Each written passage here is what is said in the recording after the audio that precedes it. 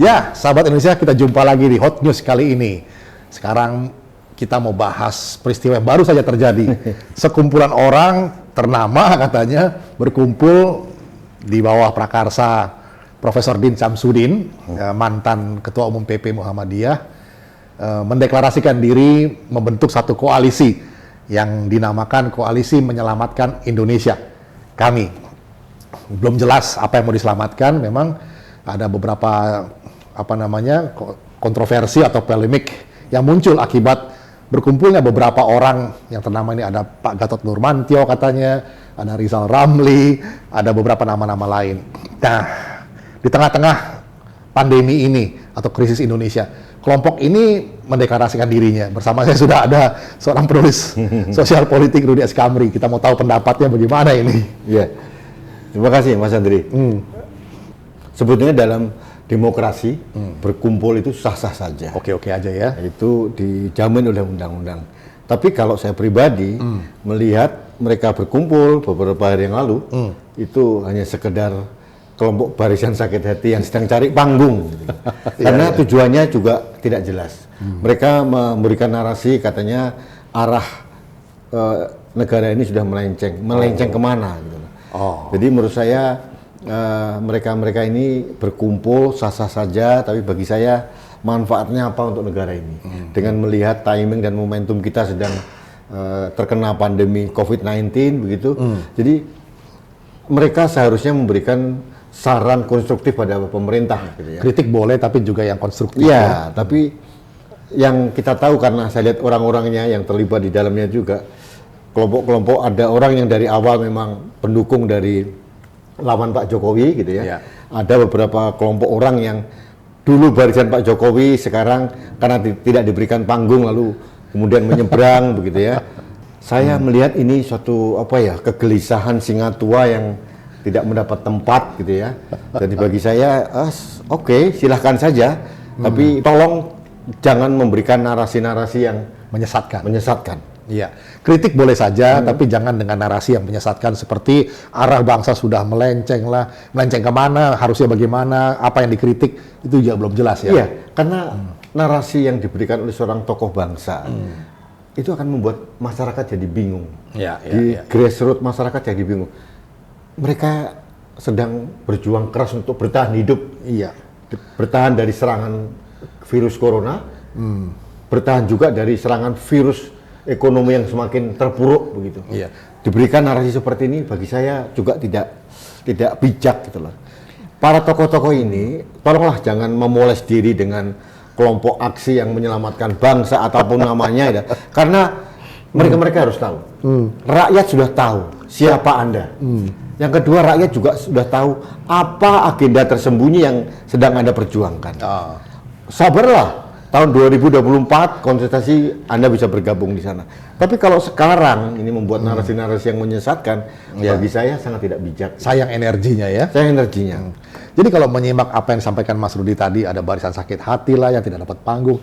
Ini koalisi aksi menyelamatkan Indonesia jadi seperti koalisi menyelamatkan diri sendiri begitu. Setuju saya. Jadi mereka itu sedang menyelamatkan diri, sedang cari panggung gitu ya, sedang menghibur massa, kelompok orang-orang yang tidak setuju dengan pemerintah gitu ya. Tapi bagi saya dengan kualitas mereka, sebetulnya mereka kan ada yang guru besar, ada yang akademisi, ada yang mantan jenderal, ekonom.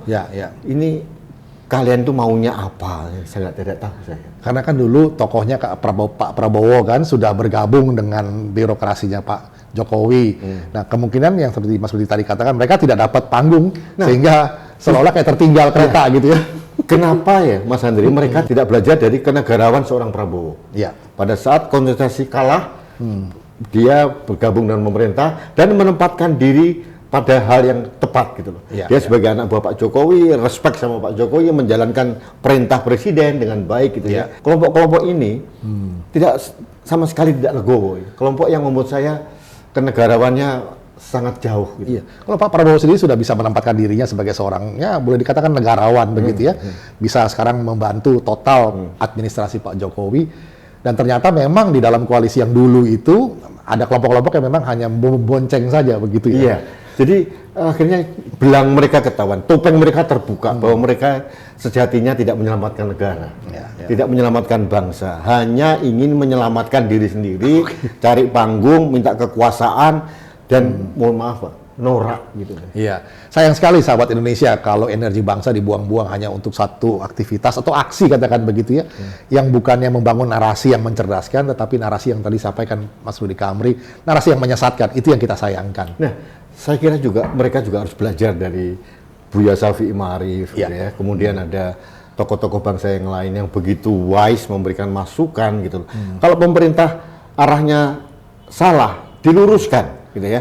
Berikan masukan pada pemerintah. Pemerintah sekarang sedang menghadapi pandemi. Dan ini mereka kok seolah-olah sedang memanfaatkan situasi gitu. Memperkeruh suasana dengan narasi-narasi yang tidak produktif itu. Bagi saya, kualitas kenegarawanan mereka, bahkan kualitas nasionalisme mereka, saya ragukan Mas. Mohon maaf. Kalau seorang nasionalis sejati, mereka tidak akan membiarkan negara ini semakin terpuruk. Mereka harus menyelamatkan bangsa ini, berjuang bersama siapapun pemerintah yang sah. Gitu. Iya, dulu udah ada keteladanan dari katakanlah Gus Dur, Cak Nur, ya Nurholis Majid, itu kan udah memberikan satu keteladanan yang baik. Yang sekarang tadi baru disampaikan ada Buya Syafi'i Ma'arif. Keteladanan mereka lah yang mesti menjadi referensi lah, gitu ya. Harus kita akuin, masyarakat juga akhirnya tahu kualitas mereka jauh dibandingkan dengan Gus Dur, gitu ya. Romo Magnis Suseno, kemudian ada Romo Beni, ada lagi yang dulu Cak Nun gitu ya.